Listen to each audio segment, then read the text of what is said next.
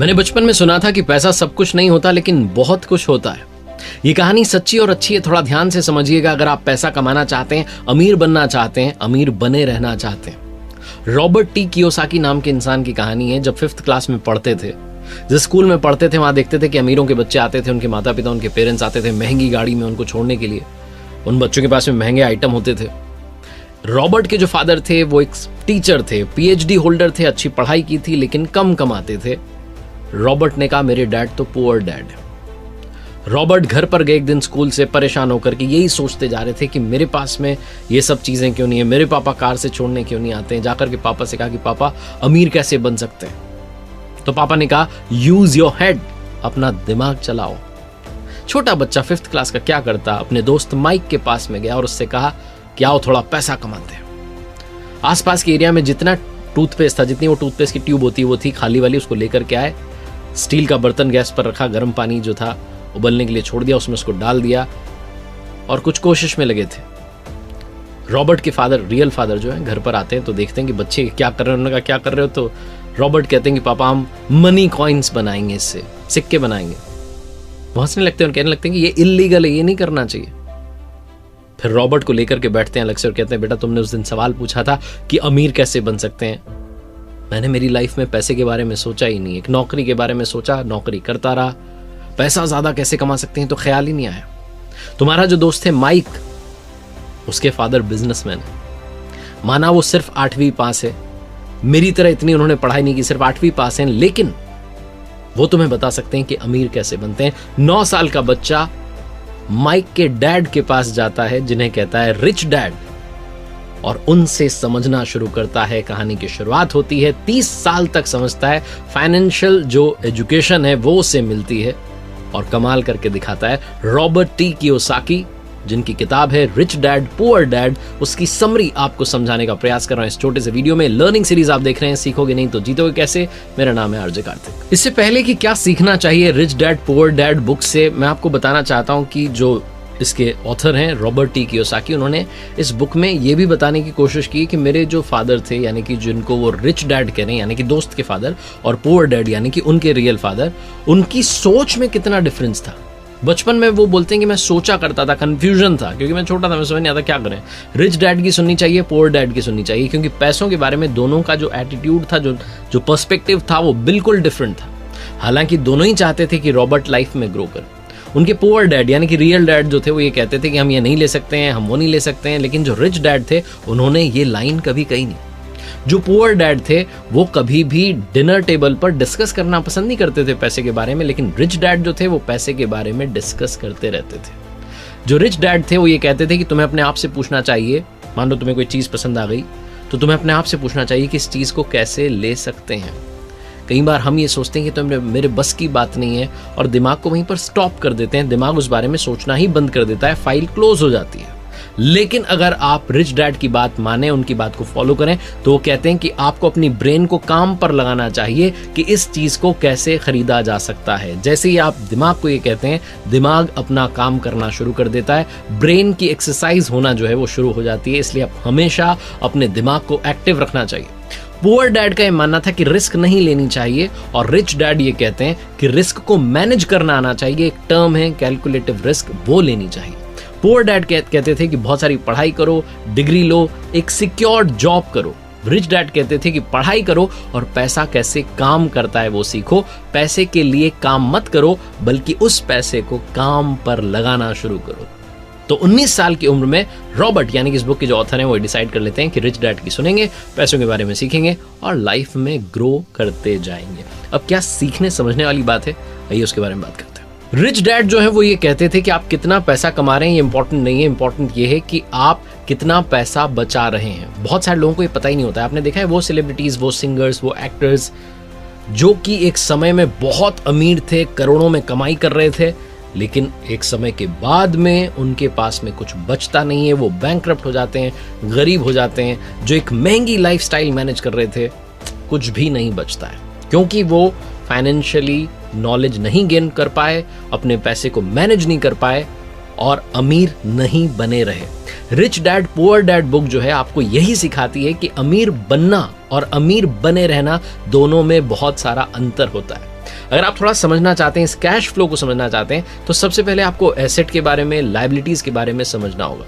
Rich dad कहते हैं कि एसेट जो है वो आपकी जेब में पैसा डाल रहा है, लायबिलिटीज जो है वो आपकी जेब से पैसा निकाल रही है। अगर आप अमीर बनना चाह रहे हैं तो एसेट आपको खरीदनी होंगी। अगर आप मिडिल क्लास और लोअर क्लास लाइफ जीना चाह रहे हैं तो आपको लायबिलिटीज खरीदनी होंगी। कोई भी अमीर आदमी चाहे पढ़ा लिखा ना हो, जैसे कि रिच डैड जो है वो सिर्फ 8वीं पास हैं, लेकिन वो फाइनेंशियली लिटरेट होता है, फाइनेंशियली साउंड होता है, उससे सब कुछ मालूम होता है कि पैसा कैसे काम करता है, पैसे को कहाँ लगाना चाहिए और कितना मुझे बेनिफिट हो सकता है।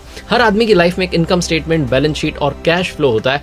इनकम स्टेटमेंट को एक तो इनकम और एक्सपेंसेस में जो है उसको डिवाइड किया जाता है, जो बता रहा है कि कितना आ रहा है और कितना जा रहा है। बैलेंस शीट में भी 2 पार्ट होते हैं, एक एसेट होता है, दूसरा लायबिलिटीज होता है। तो आपके एसेट जो है आपके लिए पैसा बना रहे हैं, आपको पैसा कमा के दे रहे हैं, जैसे कि जमीन है, शेयर मार्केट है, या आपने बॉन्ड्स में पैसा लगाया, या आपकी इंटेलेक्चुअल प्रॉपर्टी है। लायबिलिटीज जो है इसका मतलब कि आप सिर्फ और सिर्फ लोन चुका रहे हैं। तो सबसे पहले समझते हैं गरीब आदमी का कैश फ्लो। गरीब आदमी का जो कैश फ्लो है उसकी सिर्फ और सिर्फ जो सोर्स ऑफ इनकम है उसकी सैलरी है, यानी कि तनख्वाह है। तनख्वाह एक तय समय पर आती है और जैसे ही आती है एक्सपेंसेस शुरू हो जाते हैं। एक्सपेंसेस में उसे घर का किराया देना है, खाना है, कपड़े हैं, सारा का सारा पैसा एक्सपेंसेस में चला जाता है। उसके पास में नील बटा सन्नाटा बचता है। गरीब आदमी की बैलेंस शीट देखेंगे तो जो एसेट्स का कॉलम है वो हमेशा ब्लैंक रहता है, लायबिलिटीज में ही उसका सारा पैसा जो है चला जाता है, यानी कि इनकम आती है और चली जाती है, रुकता कुछ भी नहीं है। ये होता है गरीब आदमी का कैश फ्लो। गरीब आदमी के कैश फ्लो को और मिडिल क्लास आदमी के कैश फ्लो को अगर आप समझेंगे तो ज्यादा डिफरेंस नहीं दिखेगा, क्योंकि यहां पर भी एसेट का कॉलम खाली है। जो मिडिल क्लास लोग होते हैं उनका एक सेट पैटर्न होता है। शादी हो जाती है, उसके बाद में किसी नए शहर में जॉब की तलाश में चले जाते हैं, वहां एक किराए का घर लेते हैं। किराए का घर लेने के बाद में लगता है कि अब अपना घर बनाना चाहिए, अपने घर के लिए पैसा कमाना है, पैसा कमाना है, पैसा कमाना है। थोड़ा सा जो है वो एक डाउन पेमेंट की जितना पैसा जो है वो इकट्ठा करते हैं, फिर घर की जो है डाउन पेमेंट देते हैं, फिर शुरू हो जाता है लोन। और लोन तो चल ही रहा है, साथ साथ उस घर को सजाना चाहते हैं, इंटीरियर पर खर्चा करते हैं, फर्नीचर अच्छा लेना है, दूसरा सामान लेना है, कार अच्छी लेनी है। कुल मिलाकर के लायबिलिटीज का जो कॉलम है उसको भरते चले जाते हैं। Car loan, home loan, credit card loan, बहुत सारे लोन जो है वो चलते चले जाते हैं। पैसा आता तो है, इनकम आती तो है सैलरी के रूप में, लेकिन वो सीधी आकर के लायबिलिटीज में चली जाती है, बचता कुछ भी नहीं है। एसेट का कॉलम पूरी तरीके से खाली रह जाता है। अब समझते हैं अमीरों का कैश फ्लो आखिर होता कैसा है। जो अमीर है उनका कैश फ्लो क्या होता है। अगर आप इनकम वाला कॉलम देखेंगे तो उसमें भी 3-4 चीजें हैं, सिर्फ सैलरी पर ही डिपेंडेंट नहीं है। इंटरेस्ट जो है उसका पैसा आ रहा है, कैपिटल गेन जो है उसका पैसा आ रहा है, डिविडेंड जो है उसका पैसा आ रहा है, रॉयल्टीज का पैसा आ रहा है। और जब बात करते हैं एक्सपेंसेस की तो वही एक्सपेंसेस जो सबके हैं, टैक्स भी देना है, खाना भी है, कपड़े भी हैं, बच्चों की एजुकेशन भी है, ये सब तो है ही। लेकिन जब आप बैलेंस शीट की तरफ जाएंगे तो आपको दिखेगा कि लायबिलिटीज में बहुत कम है और एसेट्स में बहुत सारा है। लायबिलिटीज में क्रेडिट कार्ड है और लोन है, क्योंकि अगर आप बिजनेस कर रहे हैं तो लोन तो आपको लेना ही है, आपके पास में खर्चा भी होगा तो आपको पैसा तो चाहिए ही। एसेट्स की अगर बात करें तो वहां पर स्टॉक्स हैं, बॉन्ड्स हैं, इंटेलेक्चुअल प्रॉपर्टीज हैं और भी बहुत कुछ है, साथ में बिजनेसेस तो चल ही रहे हैं। तो कुल मिलाकर के जो अमीर व्यक्ति होता है उसका सारा और सारा ध्यान होता है एसेट वाला जो कॉलम है उसको बड़ा करने में। जो गरीब है और जो मिडिल क्लास है उनको लगता है कि लायबिलिटीज जो है उसमें आनंद है, थोड़ा बहुत पैसा भी बच रहा है तो कहीं और खर्च करते हैं, घूम कर आ जाते हैं, पैसा जो है ज्यादा से ज्यादा खर्च करते हैं, अपने पास नहीं रखते हैं। उन्हें उस पैसे का सही इस्तेमाल करना नहीं आता। अगर उनके पास में पैसा भी आ गया तो वो तुरंत उसे अपने पास से बाहर भेजना चाहते हैं किसी ऐसी जगह पर, कई बार तो बिना सोचे समझे डिसीजन लेते हैं और वो ऐसी जगह पर पैसा चला जाता है कि जाकर के फंस जाता है। 10 साल 15 साल के बाद में देखते हैं तो उस पैसे से ज्यादा ग्रोथ नहीं मिलती है। वो उसी रैट रेस में, जिसे कहते हैं ना रैट रेस, उसी में घूमते रहते हैं। पैसा कमाना है, खर्चे हैं, वापस से पैसा कमाना है, खर्चे हैं, नील बटे सन्नाटा आखिरी में लाइफ हो जाती है। इसलिए हमेशा एसेट वाला जो कॉलम है उसकी तरफ ध्यान दीजिए अगर आप रिच डैड की सुनना चाहते हैं। अमीर लोग जो होते हैं उनका इनकम सोर्स 3 टाइप का होता है। पहला ऑर्डिनरी यानी कि सैलरी, वो तो है ही। दूसरा है पैसिव यानी कि रियल एस्टेट से जो पैसा कमाया, जहां आप रहें ना रहें, ध्यान दें ना दें, पैसा आता रहेगा। और तीसरा है पोर्टफोलियो यानी कि शेयर मार्केट और सरकारी बॉन्ड से जो पैसा कमाया वो भी। दुनिया में जितने अमीर लोग हैं, चाहे वो जेफ बेजोस हों, चाहे इस बुक के ऑथर हों, चाहे जो फॉर्मर प्रेसिडेंट है अमेरिका के डोनाल्ड ट्रंप हो, ये सब अमीर क्यों बने? क्योंकि इनका पैसा, ये चाहे उस जगह पर थे या नहीं थे, पैसा ग्रो कर रहा था, पैसे से पैसा बनता चला जा रहा रहा था। जो आम आदमी होता है, जो गरीब आदमी होता है, जो मिडिल क्लास आदमी होता है, वो पैसे से सिर्फ और सिर्फ खर्चा करना जानता है, वो पैसे की नॉलेज नहीं रखता, फाइनेंशियल एजुकेशन जो है वो नहीं रखता, और इस चक्कर में उसे बड़ा सारा नुकसान उठाना पड़ता है। रॉबर्ट टी कियोसाकी किस्सा शेयर करते हैं, वो किस्सा मैं आपको बताता हूँ। वो जो किस्सा है उसमें वो कहते हैं कि 1989 में मैं अमेरिका में जहाँ रहता था, उसके पास से एक जगह से निकल रहा था, तो मैंने देखा कि ज़्यादातर जो घर थे उन पर सेल के बोर्ड लगे थे, यानी कि बिकने के लिए वो तैयार थे। उस समय अमेरिका में रिसेशन आ गया था, शेयर मार्केट टूट चुका था, और वहाँ की रियल एस्टेट जो मार्केट थी वो भी बहुत ख़राब हालत में थी। तो इन्होंने देखा कि एक घर के नोटिस बोर्ड पर बहुत दिनों से सेल का जो था बोर्ड लगा हुआ था। उस घर के मालिक से जाकर के मिलते हैं और पूछते हैं कितने में बेच रहे हो, तो कहते हैं कि मैंने तो बेचने के लिए लगाया, लेकिन कोई खरीदार आ ही नहीं रहा है। तो रॉबर्ट पूछते हैं कि मुझे घर पसंद आ रहा है, आप क्या बोलते हैं कितने में? तो $20,000 में डील जो है फाइनल होती है।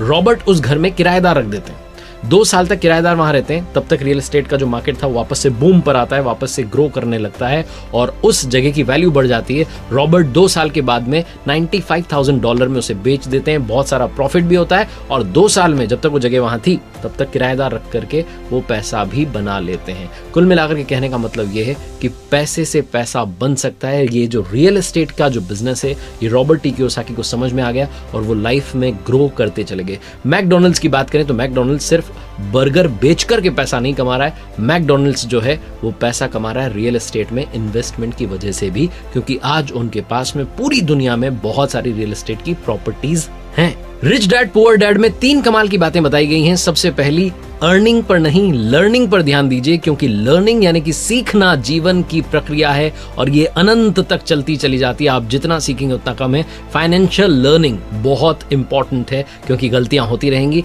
हर गलती से सीखिए, आगे बढ़ना शुरू कीजिए। दूसरी, गलतियां उसी से होती हैं जो जीतने के लिए खेलता है। अगर आप जीतने के लिए खेल रहे हैं तो गलतियां होंगी, गलतियां होने दीजिए, उनसे सीखिए, आगे बढ़िए। और तीसरी, पैसे के लिए काम मत करो, पैसे को काम पर लगाना शुरू करो। और अगर आप फाइनेंशियल नॉलेज चाहते हैं, लिटरेट होना चाहते हैं फाइनेंशियली, तो आपको पढ़नी चाहिए रिच डैड पुअर डैड। देखते रहिए हर सोमवार सुबह 9:30 बजे मेरे साथ एक नई कहानी, और हर शुक्रवार सुबह 9:30 बजे लर्निंग सीरीज का एक नया वीडियो।